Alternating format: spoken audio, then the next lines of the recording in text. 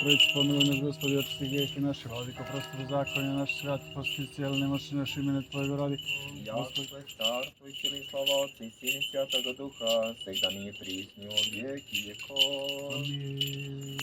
Osveštavaju se badnjaci ovi blagodaću Presvetoga Duha, kropljivim vodom ovom osvećenom,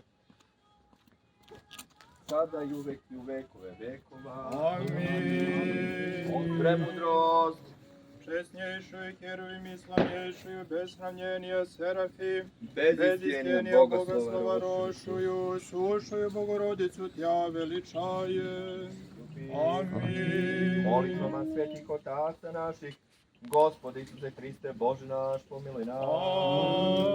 Amin. Hristos se rodi. Vaistinu se rodi. Hristos se rodi. Vaistinu se rodi.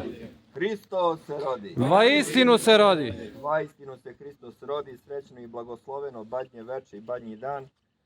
Blagoslov Božji neka bude na vama i na vašoj porodici u miru, lepoj duhovnoj radosti da dočekamo sutra praznik Hristovog rođenja.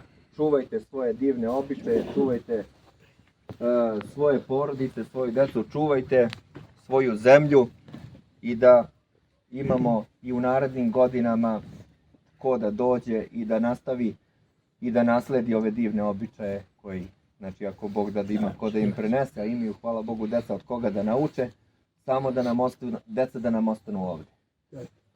Džaba da nam je sve od suvoga zlata, sve nam toliko napreduje i sve nam zaista onako može čovjek samo da bude nerealan i neskroman pa da ne primeti koliko znači, napreduje, pogotovo znači, što se nas crkve tiče i manastira i infrastruktura i sve, ali džaba da nam je sve od suvog zlata ako nemamo kome to da ostavimo u nasleđe.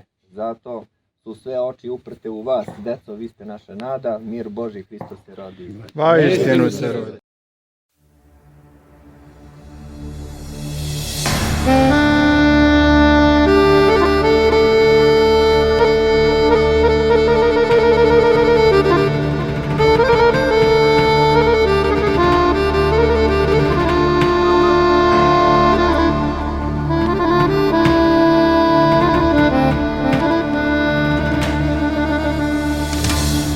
Ogrijalo sunce